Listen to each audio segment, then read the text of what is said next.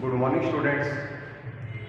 इससे पहले की क्लासेस के अंदर बड़ा अपन ने 3 सेंट्रल एवरेज मीन, मीडियन और मोड वो कैलकुलेट किए, यानी अर्थमेटिक मीन और मीडियन और मोड।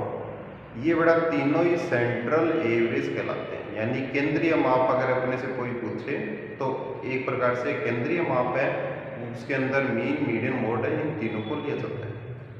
लेकिन जो अपन मीन, मीडियन और मोड बेटा जो कैलकुलेट करते हैं, जो निकालते हैं, वो उसकी जो एक्चुअल वैल्यू है उससे काफ़ी नियर यानी काफ़ी पास होते हैं या उससे काफ़ी दूर होते हैं। ठीक है।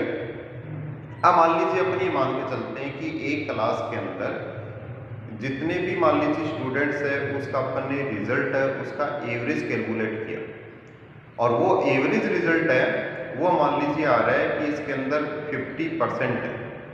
अब 50% होने का मतलब हो गया कि इसके अंदर कोई स्टूडेंट्स है वो 50% है, तो 50% ही एवरेज है और 50% ही उसकी परसेंटेज है। तो उस कंडीशन में वो रियल जो उसकी वैल्यू है वो एवरेज यानी सेंट्रल एवरेज में उसका वेरिएंस है वो बहुत माइनर मिलेगा या नहीं मिलेगा। लेकिन एक ऐसा स्टूडेंट्स है जिसके 90% बड़ा मार्क्स आए, तो 90% जो मार्क्स है उस स्टूडेंट्स के जो आए हैं उसके अंदर अगर अपन एवरेज देखें 50 है, तो उसमें काफ़ी डिफरेंस है। अब मान लीजिए एक स्टूडेंट्स है वो 36% लेके पास आउट किए उसने अपना एग्जाम को, तो उस कंडीशन में 50% एवरेज है और उसके 36% है, तो उसमें भी वेरिएंस है। तो जो सेंट्रल एवरेज जो अपन निकालते हैं, मीन, मीडियन, मोड निकालते हैं, वो उसकी एवरेज जो उसकी एक्चुअल वैल्यू है उसके एवरेजेज है वो बड़ा काफ़ी पास और काफ़ी दूर होते हैं। तो इसलिए कहा है कि किसी भी अगर मान लीजिए डेटाज का अगर अपने को एनालिसिस करना है तो उस कंडीशन में उसका सेंट्रल एवरेज ही कैलकुलेट करना पर्याप्त नहीं है, क्योंकि अपन सेंट्रल एवरेज निकालकर ये पता नहीं लगा सकते कि इसके अंदर दोनों में से बेटर कौन या उसका बेटर रिजल्ट क्या है। इसके लिए बड़ा अपने को डिस्पर्सन है वो कैलकुलेट करना पड़ता है, यानी इसको अपकिरण के माप भी बोलते हैं। इसका बड़ा एक एग्जांपल लेके बताता हूँ। देखिए आपको कि अगर अपन एवरेज निकालते हैं, मान लीजिए अब अपने दो प्लेयर हैं, उसकी एवरेज रन रेट है, यहां लिखते हैं अपन प्लेयर ए और यहां लिखा अपने प्लेयर। इन दोनों प्लेयर में से एक प्लेयर को अपने को क्या करना है, सेलेक्ट करना है मैच के लिए। ठीक है, आगे जो भी टूर्नामेंट्स वगैरह होना है उसके अंदर सेलेक्ट करना है। अब इनकी एवरेज रन रेट होगा ये 25 है और यहाँ पे भी 25 है, यानी ये पर मैच अगर अपने इसका एवरेज निकालें तो इसका जो एवरेज रन रेट है वो 25 है। अब इसमें से अगर अपने को दोनों में से किसी एक प्लेयर को सिलेक्ट करना है, यानी दोनों में से कोई एक प्लेयर अपने को सिलेक्ट करने के लिए कहा जाए, तो अपन किसको सिलेक्ट करेंगे। अब एवरेज रन रेट अपने को बता दी, प्लेयर का नाम बता दिया, एक ए और एक बी है, और उसके बाद में इसकी रन रेट है वो 25 और 25 है। अगर अपन 25 को देखें तो इससे बड़ा पता नहीं लगता है कि 25 में से कौन सा बेटर है और कौन सा इसके अंदर नहीं है। तो उस कंडीशन के अंदर ये तो इसका एवरेज है। अब एवरेज से अपन इसको एनालिसिस नहीं कर सकते, एवरेज से पता नहीं लगा सकते कि दोनों में से कौन सा प्लेयर है वो बेस्ट प्लेयर है। तो उस कंडीशन में बड़ा अपन फिर क्या करेंगे कि मान लीजिए जो एवरेज रन रेट है वो 4 मैचेस की है। ठीक है, अब 4 मैचेस के अंदर बड़ा इन्होंने क्या है कि अपना परफॉर्मेंस दी है, उसके अकॉर्डिंग इसकी जो अपन देखेंगे जो प्लेयर ए है इसने बड़ा फर्स्ट मैच में 100 रन बनाए, उसके बाद में 0 0 और 0 पर आउट हो गया। ये तो इसकी प्लेयर ए की जो परफॉर्मेंस है वो है 4 मैचेस की, जिसके अकॉर्डिंग एवरेज अपन ने निकाला है। और जो प्लेयर बी है बड़ा उसकी परफॉर्मेंस के अकॉर्डिंग देखें तो ये 24 26 28 और 20 ये बड़ा इसके 4 मैचेस के जो रन है इसने बनाए वो दे रखे हैं। अब अपन इसको देखें कि इन दोनों जो प्लेयर हैं प्लेयर ए और प्लेयर बी है, इसमें से कोई एक को अपने को सिलेक्ट करना है, तो आप किसको सिलेक्ट करेंगे? तो उस कंडीशन के अंदर आप सीधी सी बात है बेटा बताओगे कि इसके अंदर प्लेयर ए है, वो देखिए 100 बना रहा है बेटा, इसके अंदर डिवाइड 4 किया तो इसकी एवरेज है 25, और इसका अगर अपन देखें तो ये भी बेटा 100 है, इसको भी 4 से डिवाइड किया तो ये भी आ गई 25। लेकिन इसकी जो एवरेज है वो तो बेटा 25 दोनों की इक्वल है, यानी इक्वल बना रहे हैं, लेकिन इसमें वेरिएंस अगर देखें तो बेटा इसमें वेरिएंसेस बहुत ज्यादा है। यानी एक मैच के अंदर तो बड़ा ये 100 यानी शतक लगाया, 100 की इसके अंदर रन है ना वो इसने बड़ा प्राप्त किए, लेकिन बाकी 3 मैचेस के अंदर है वो बड़ा इसके अंदर 0 पर आउट हो गया। तो और जो बी है अपना प्लेयर बी है, वो प्लेयर बी बड़ा इसके अंदर जो एक्चुअल कंडीशन है उसके काफी नियर है, क्योंकि नियर कैसे है, यहाँ पे अगर हम देखें -25 इसका एवरेज निकालें, -25 और -75 -25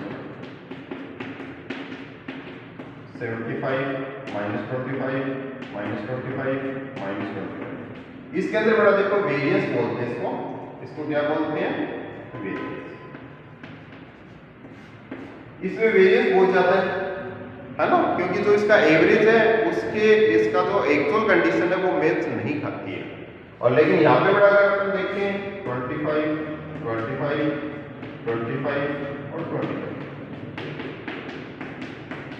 तो ये बड़ा -1 1 3 और इसमें अगर अपन देखें वेरिएंस तो इसमें भी है, लेकिन इसमें कोई ज्यादा वेरिएंसेस नहीं है, बहुत ही कम वेरिएंसेस है वो अपने को देखने को मिलते हैं।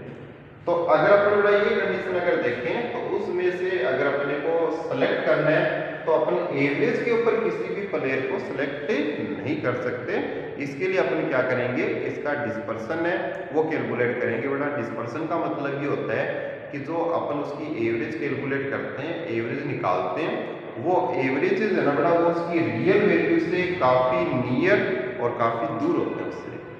तो वो जो उसका डिस्टेंस है बेटा यानी काफी पास है या काफी दूर है, तो वो जो डिस्टेंस है वो डिस्टेंस ही क्या कहलाता है? वेरिएंस कहलाता है इसके अंदर। ठीक है, तो वेरिएंस का मतलब बेटा कि अपने वेरिएंस कैसे निकालने, कैसे कैलकुलेट करने, इसके अलग अलग मेथड दे रखे हैं, उस मेथड के अकॉर्डिंग अपन कैलकुलेट करेंगे। इसके अलावा बेटा इसके अंदर एक इससे रिलेटेड एक स्टोरी दे रखी है आपकी बुक के अंदर, अगर आप पढ़ोगे तो उसमें बताया है कि जो ये वेरिएंस है वो निकालना क्यों जरूरी है, क्यों निकालते हैं अपन, क्यों इसका कंपलसरी है कि इसके बगैर अपना काम नहीं चल सकता। इससे रिलेटेड बड़ा एक स्टोरी बता रखी है। वो स्टोरी क्या है कि इसके अंदर की एक फैमिली थी बेटा, फैमिली को है ना दूसरी साइड जाना था, लेकिन दूसरी साइड जाने से पहले उसके घर के सामने एक नदी बहती थी। अब नदी के उस पार जाना था फैमिली मेंबर्स को, तो उस कंडीशन के अंदर जाने से पहले उसमें से किसी एक फैमिली मेंबर को कहा कि आप उस जो नदी है उसकी एवरेज है वो इसके अंदर गहराई लेके आइए, इसके अंदर की कितनी डीपली है। तो वो क्या किया बेटा, वो एक मेंबर गया, उसने उसका एवरेज निकाला, तो उसका एवरेज आया कितना 3.5 फुट आया इसके अंदर। ठीक है, तो 3.5 फीट का बेटा होने की वजह से क्या हुआ कि सब बड़े प्रसन्न हुए फैमिली मेंबर प्रसन्न इसलिए हुए कि अरे हम तो सब है ना 5 फुट से ऊपर के हैं और जो नदी है उसकी गहराई तो 3.5 फीट ही है। तो 3.5 फीट होने का मतलब हो गया बेटा कि सारे मेंबर है वो इजीली है ना नदी को पार करके दूसरी साइड है वो जा सकते थे। लेकिन हुआ उल्टा होने का कारण क्या था कि उन्होंने उनका एवरेज तो निकाला, लेकिन उसका सेकंड जो मेजरमेंट है वो नहीं निकाला, ये उसका डिस्पर्सन चेक नहीं किया। उन्होंने कहा कि ये 3.5 फुट है, वो सब जगह 3.5 फुट ही है क्या, कहीं ऐसा तो नहीं कि कहीं बहुत ज्यादा गहराई मिले। और हुआ भी बड़ा वही है ना, 3.5 फुट की गहराई मान के पूरी फैमिली है वो बड़ा रिवर को क्रॉस करने के लिए चल पड़ी। और रिवर को क्रॉस करने के लिए चली तो उसके अंदर क्या हुआ कि एक टाइम के अंदर जैसे 1 फुट 2 फुट गहराई आई, उसके बाद में सीधी बड़ा 9.5 फुट है ना वो गहराई आ गई इसके अंदर। और 9.5 फुट आने का मतलब बेटा समझ गए कि इसके अंदर 9.5 फुट का कोई भी इंसान नहीं होता है। हाईएस्ट अगर अपन माने तो बेटा 6 और अगर और भी ज़्यादा माने तो 6.5 से ज़्यादा अपने को देखने को नहीं मिलता नॉर्मल कंडीशन में। और क्या हुआ बेटा, वो पूरी फैमिली उसके अंदर डूब गई। तो उसके रिलेटेड बड़ा एक पॉइंट बताता है कि लेखा जोखा ज्यों का त्यों, एक अपनी आम कहावत है बेटा, वो है कि लेखा जोखा ज्यों का त्यों और पूरा कुनबा डूबा क्यों। मतलब उन्होंने जो अकाउंटिंग की थी, उसकी कैलकुलेशन की थी, उसका एवरेज निकाला था, वो बेटा वैसा का वैसा रह गया, कोई काम नहीं आया। और पूरा कुनबा का मतलब होता है पूरी फैमिली, वो बेटा रिवर के अंदर क्या हो गई, डूब गई। डूबने का कारण क्या था कि आपको बताया कि उन्होंने एक मेजरमेंट है वो तो निकाला, उसकी एवरेज है वो कितनी डीपली है रिवर, वो तो उसने चेक किया, लेकिन बेटा रिवर का सेकंड पार्ट है वो उन्होंने चेक नहीं किया। और सेकंड पार्ट क्या था कि उसका वेरिएंसेस देखना था कि अपन ने जो एवरेज निकाला है उससे वो कितनी निकट है और कितनी दूर है। तो ये बेटा अपना जो डिस्पर्सन है ये अपन कैलकुलेट करेंगे। इसके अलग अलग मेथड्स दे रखे हैं, मेथड्स के बारे में अपन पढ़ेंगे, डिस्कस करेंगे, है ना। एकदम सिंपल सा चैप्टर है बेटा इसके अंदर जो सेंट्रल एवरेज के ऊपर बेस है वो बेटा दो इसके अंदर डिस्पर्सन के मेजरमेंट है, जिसके अंदर एक तो मीन डिविएशन है और एक स्टैंडर्ड डिविएशन है। आज तक एग्जाम के अंदर जो क्वेश्चंस आते हैं वो बेटा या तो मीन डिविएशन से रिलेटेड आता है या स्टैंडर्ड डिविएशन से रिलेटेड आता है। वो बेटा दोनों ही सिंपल है, क्योंकि इससे पहले आपने यदि मीन मीडियन मोड को अगर ढंग से पढ़ा है, ढंग से निकाला है, ढंग से सीखा है उसको, तो उसी के ऊपर बेस्ड चैप्टर है। सीरीज की पहचान करनी है, उसी के अकॉर्डिंग उसको कैलकुलेट करना है, ठीक है। तो इसके बड़ा मेथड लिखते हैं सबसे पहले अपन। इसके मेथड्स के अंदर आता है बड़ा पहला अपना है रेंज। रेंज इसके अंदर से अपन डिस्पर्सन का पता लगाते हैं कि इसकी रेंज है वो मिनिमम कितनी है और मैक्सिमम कितनी है, और मिनिमम और मैक्सिमम के बीच में कितना डिस्टेंस है, कितनी दूरी है, वो बड़ा रेंज से कैलकुलेट करते हैं। सेकंड इसके अंदर क्वार्टर डिवीजन। क्वार्टर डिवीजन से रिलेटेड पॉइंट बड़ा अपन ने पहले भी पढ़े हैं, और वही पॉइंट इसमें दे रखा है कि Q1 और Q3 अपन जो कैलकुलेट करते हैं उसके बीच में कितना वेरिएंस है, वो अपन क्वार्टर डिवीजन के अंदर। मीन डिविएशन बड़ा और इसके अंदर स्टैंडर्ड डिविएशन है, वो अपने जो सेंट्रल एवरेज निकालते हैं, वो सेंट्रल एवरेज निकालने के बाद में अपना इसकी रियल वैल्यू से बड़ा कितना डिस्टेंस है, यानी उसका जो गैप है वो अपन इसमें कैलकुलेट करेंगे। ऐसी स्टैंडर्ड डिविएशन है, और एक इसके अंदर दे रखा है कोएफिशिएंट ऑफ वेरिएशन। अब अपन इसका पहला स्टार्ट करते हैं बेटा इसके अंदर रेंज, है ना।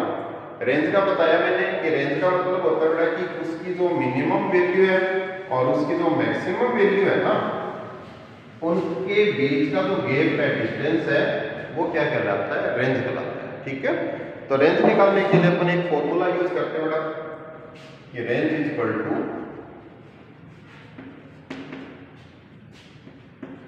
एच माइनस एल, ठीक है। एच माइनस एल का मतलब बेटा यहाँ पे कि एच है वो इसकी क्या होगी, हाईएस्ट वैल्यू,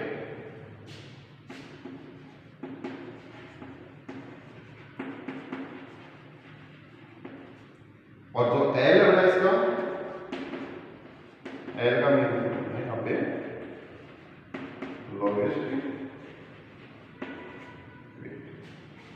ठीक है।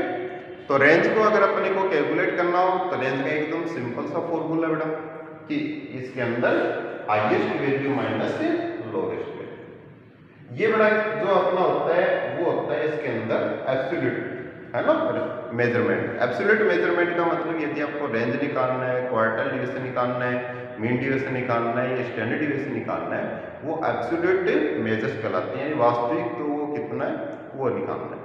यदि बड़ा इसको अपने को कंपैरिजन करना पड़े, है ना, तो उस कंडीशन के अंदर अपन क्या निकालते हैं, इसके अंदर कोएफिशिएंट निकालते हैं, इसका गुणक निकाल देते हैं, कोएफिशिएंट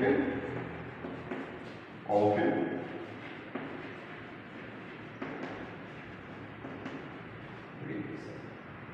ठीक है। कोएफिशिएंट ऑफ ये वेरिएशन नहीं बेटा, इसको अपन अलग अलग निकालेंगे ना, तो ये वेरिएशन होता है वैसे इसका, लेकिन ये यहाँ पे अपन रेंज निकाल रहे हैं, कोएफिशिएंट ऑफ रेंज। और कोएफिशिएंट ऑफ रेंज निकालने का मतलब फॉर्मूला होता है coefficient of range equal to H minus L divide by H plus L. ये बड़ा इसका कोएफिशिएंट है। कोएफिशिएंट एक रिलेटिव टर्म है बड़ा, रिलेटिव टर्म इसलिए कि यदि अपने को दो का कंपैरिजन करना पड़े और अपने को बताना हो कि दोनों में रेंज किस में ज़्यादा है, तो अपन उसको ओनली रेंज को कैलकुलेट करके अपन नहीं बता सकते, कंपैरिजन नहीं कर सकते। इसके लिए अपने को कोफिशिएंट निकालना पड़ेगा। जैसे इसका एग्जांपल देता हूँ मैं आपको कि जैसे दो फर्म है ए और बी, ए और बी। अब ए बड़ा उसका अपने बी और दोनों का क्या किया, 5 इयर्स का जो प्रॉफिट है वो कैलकुलेट किया और उसका रेंज कैलकुलेट किया कि मिनिमम कितना था और मैक्सिमम कितना, उनमें इसमें डिफरेंस कितना है। तो मान लीजिए इसका बड़ा मिनिमम था 100 और इसका मैक्सिमम हुआ 500, तो इसका जो रेंज हो गया वो हो गया 400, आपको किसका 400 रेंज। और बी फर्म बड़ा उसका जो मिनिमम प्रॉफिट था वो 10,000 और मैक्सिमम था 50,000 और इसका हो गया कितना 40,000। अब आपको कोई पूछे कि इसके अंदर रेंज किस में ज्यादा है, डिफरेंस किस में ज्यादा, आप तुरंत कह दोगे कि बी के अंदर रेंज है वो ज्यादा है। ये बड़ा कॉमन सी बात है, क्योंकि देखने तो ये पता लग रहा है कि इसके अंदर जो बी है उसके अंदर जो रेंज डिफरेंस है वो बहुत ज्यादा है, ए उसके अंदर नहीं है ना। तो उस कंडीशन में अपन नहीं बता सकते। अपन क्या करेंगे, फिर इसका कोफिशिएंट निकाल के देखेंगे कि दोनों में किस में ज्यादा डिफरेंस है ना। तो इसके अंदर बड़ा 400 डिवाइड बाई दोनों को सम करके लिखते बड़ा है ना, तो ये 600 हो गया। और इधर वाला अपन कैलकुलेट करेंगे 40,000 और डिवाइड बाय इसको प्लस कर देते 60,000, तो ये हो गया बड़ा 67% और ये भी आ रहा है 67%। ये देखिए, अब आप अगर इसको कोफिशिएंट कैलकुलेट करके देखो तो इसमें बड़ा कोई भी है ना इसके अंदर अलग नहीं है, दोनों में सिम है ना, कहते हैं ना सेम, अपन बोल सकते हैं कि इक्वल है ना, वो बड़ा रेंज है इसके अंदर। ठीक है, ये अपन ओनली रेंज कैलकुलेट करके बता नहीं सकते, इसके लिए बड़ा अपने को क्या करना पड़ेगा, कैलकुलेट करना पड़ेगा, कोफिशिएंट कैलकुलेट करना पड़ेगा। और कोफिशिएंट कैलकुलेट करके अपन बता सकते हैं कि इसके अंदर दोनों के अंदर रेंज है वो इक्वल है, यानी दोनों की रेंज है वो समान है इसमें। ठीक है, तो ये बड़ा अपना फॉर्मूला है। फर्स्ट इसके अंदर रेंज निकालना हो तो रेंज निकालने का फॉर्मूला है h minus L, highest value minus lowest. यदि कोफिशिएंट ऑफ रेंज निकालना हो तो उस कंडीशन के अंदर h minus L divided by इसके अंदर h प्लस एल है, वो अपन इससे कैलकुलेट करेंगे। ठीक है, इसके बाद बड़ा ये ध्यान में रखना है इसके अंदर कि हमेशा जो रेंज है वो बड़ा x में से देखनी है।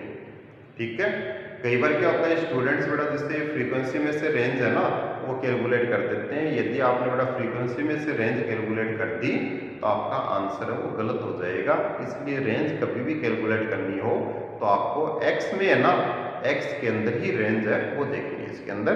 इसके बड़ा तीनों सीरीज के एक एक एग्जाम्पल ले रहा हूं मैं, उसके अकॉर्डिंग अपन करेंगे। ये देखिए बड़ा अपन ने इंडिविजुअल सीरीज का एक क्वेश्चन लिया जिसके अंदर अपने को रेंज कैलकुलेट करना है। इसके अंदर सीरियल नंबर दे रखा है, सीरियल नंबर देखने से पता लग रहा है बड़ा कि इसके अंदर इंडिविजुअल सीरीज का क्वेश्चन है। अब अपने को इसमें रेंज कैलकुलेट करना है, तो रेंज निकालने का फॉर्मूला आपको बताया था मैंने कि रेंज निकालने का फॉर्मूला होता है range is equal to h minus, यानी हाईएस्ट वैल्यू में से लोवेस्ट वैल्यू है वो अपने को माइनस करना है। अब इसका x में से देखना बड़ा मार्क्स अपना ऑब्टेन कर सकते हैं, यानी x है इसमें। अब अगर आप इसमें देखो कि इसमें हाईएस्ट वैल्यू क्या है, हाईएस्ट वैल्यू देखने से पता लग रहा है बड़ा इसमें 40 और लोवेस्ट वैल्यू बड़ा, लोवेस्ट वैल्यू इसमें 6 है, तो इसमें से माइनस कर दीजिए, तो ये कितना आ गया इसमें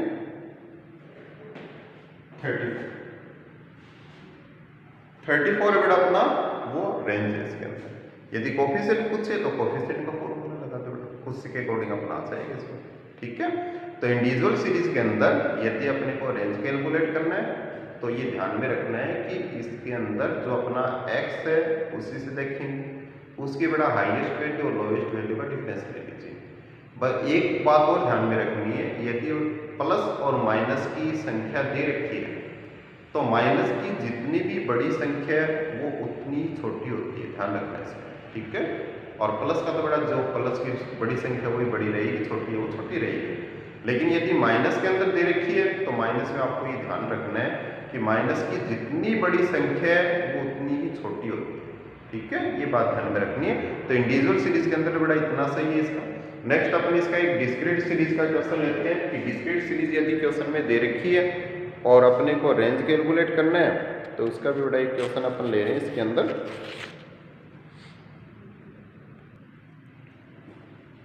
ये बड़ा इसका डिस्क्रीट सीरीज का क्वेश्चन है। डिस्क्रीट सीरीज के क्वेश्चन के अंदर अपने को x और f यानी फ्रीक्वेंसी भी दे रखी है और उसका जो x है, आइटम्स है, वैल्यू है वो भी दे रखी है इसके अंदर।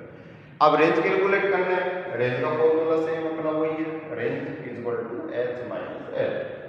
अब रेंज निकालने के लिए वो यहाँ पे सेम प्रोसेस करेंगे अपन, range is equal to h minus l। अब बेटा देखो h माइनस l अभी आपको बताया था कि रेंज हमेशा इसकी जो हम प्राप्त कर सकते हैं उसके बीच में होता है, फ्रीक्वेंसी से मतलब नहीं होता है कि इसकी फ्रीक्वेंसी कितनी, कितने आइटम ने ये पर्टिकुलर आइटम को रिपीट किया, उससे मतलब नहीं है। तो ये बात ध्यान रखनी है कि इसमें फ्रीक्वेंसी का कोई रोल नहीं है। रेंज कैलकुलेट करने के लिए बड़ा इसका हाईएस्ट आइटम है वो कितना है, 7.0 है, माइनस लोवेस्ट वैल्यू इसकी 4.0 है, इसका डिफरेंस ले लेंगे, ये 3.0 है, वो रेंज हो जाएगा। ठीक है, तो रेंज कैलकुलेट करने के लिए डिस्क्रीट सीरीज के अंदर हमेशा जो x है उसका अंदर से अपन डिफरेंस लेते हैं और कैलकुलेट करते हैं। ये बड़ा इसका डिस्क्रीट सीरीज का फॉर्मूला अपने को पता है ही इसका, उसके अकॉर्डिंग अप्लाई करना है। उसके बाद में आता है कॉन्टिन्यूस सीरीज का एग्जांपल लेते हैं बड़ा। कॉन्टिन्यूस सीरीज से रिलेटेड क्वेश्चन करते हैं कि जिसके अंदर अपने को रेंज कैलकुलेट करना है कि रेंज कैलकुलेट कैसे करेंगे इसमें। ये बड़ा आपकी बुक का क्वेश्चन फर्स्ट है, ये थर्ड है और ये फोर्थ है। फोर्थ क्वेश्चन भी आपकी बुक का है लेकिन इसके अंदर जो मार्क्स है बड़ा वो बिलो दे रखे हैं, बिलो 10, 20, 30, 40, 50 दे रखा है। तो मैंने इसका ग्रुप है वो बना दिया। बिलो की कंडीशन में पता है कि अपना जितना डिफरेंस उतना पीछे चलेंगे, तो 0 से 10, 10 to 20, 20 to 30, 30 to 40, 40 to 50, ये इसका ग्रुप बन गया। ठीक है, अब इसमें भी अपने को रेंज कैलकुलेट करना है। तो रेंज कैलकुलेट करने के लिए सबसे पहले range equal to h minus l। अब इसमें भी अपने को रेंज कैलकुलेट करने के लिए x में से ही इसका देखना है और x इसके अंदर बड़ा वैसे तो x होता नहीं है लेकिन जो ग्रुप्स हैं वो अपने आप में x ही होते हैं क्योंकि इसकी जो मिड वैल्यू है वो क्या कहलाती है, x कहलाती है। इसके अंदर x कैलकुलेट करना पड़ता है और मिड वैल्यू सेंटर वैल्यू या सेंटर पॉइंट या मिड पॉइंट जो अपन कैलकुलेट करते हैं वही क्या होती है, इसकी मिड वैल्यू होती है।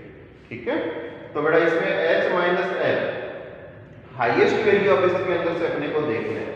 तो हाईएस्ट वैल्यू बेटा इसमें 50 है ना, तो 50 माइनस लोवेस्ट वैल्यू बेटा वो 0 है, माइनस 0 कर दीजिए इसमें से, तो ये आ जाएगा 50, यानी जो इसका रेंज है वो कितना आया 50। अब अपने को रेंज किस में से देखना है, इसका रेंज देखना है बेटा इसके अंदर जो भी अपने इसका ग्रुप दे रखा है, ग्रुप फर्स्ट ग्रुप की जो L1 है वो इसका क्या कहलाएगा, लोअर लिमिट कहलाएगी, और लास्ट ग्रुप पे बेटा उसका L2 यानी उसकी जो हायर लिमिट है वो क्या कहलाएगी इसके अंदर L2, इसके अंदर हायर वैल्यू कहलाएगी इसके अंदर। ठीक है, तो इसके अंदर हायर वैल्यू तो बेटा इसकी हाईएस्ट वैल्यू तो 50 है, लोवेस्ट वैल्यू 0 है। लास्ट ग्रुप का L2, फर्स्ट ग्रुप का L1, इसका डिफरेंस अपने लिया तो रेंज कितना आ रहा है 50। ठीक है, यदि इसका कोएफिशिएंट पूछे बेटा तो formula h minus l divide by h plus l, तो 50 माइनस 0 डिवाइड बाय 50 प्लस 0। तो इसका अगर अपन कैलकुलेट करें तो बेटा ये 50 डिवाइड बाय 50 कितनी आ रहा है, तो ये 1, ये इसका रेंज है। ठीक है, तो रेंज का बड़ा अपना ज़्यादा डीपली नहीं है टॉपिक, बेसिकली आना चाहिए अपने को क्योंकि ये भी एक डिस्पर्सन का मेजरमेंट है। तो उसके अकॉर्डिंग अपने कैलकुलेट किया है इसके अंदर, और कैलकुलेट किया तो बेटा इसके अंदर तीनों सीरीज के अंदर अपने को रेंज है वो कैसे कैलकुलेट करनी है ये ध्यान रखना है, इसी के अकॉर्डिंग अपने को क्वेश्चन करना है। ठीक है, तो ये बड़ा अपना जो रेंज है उसका टॉपिक कंप्लीट होता है। ओके।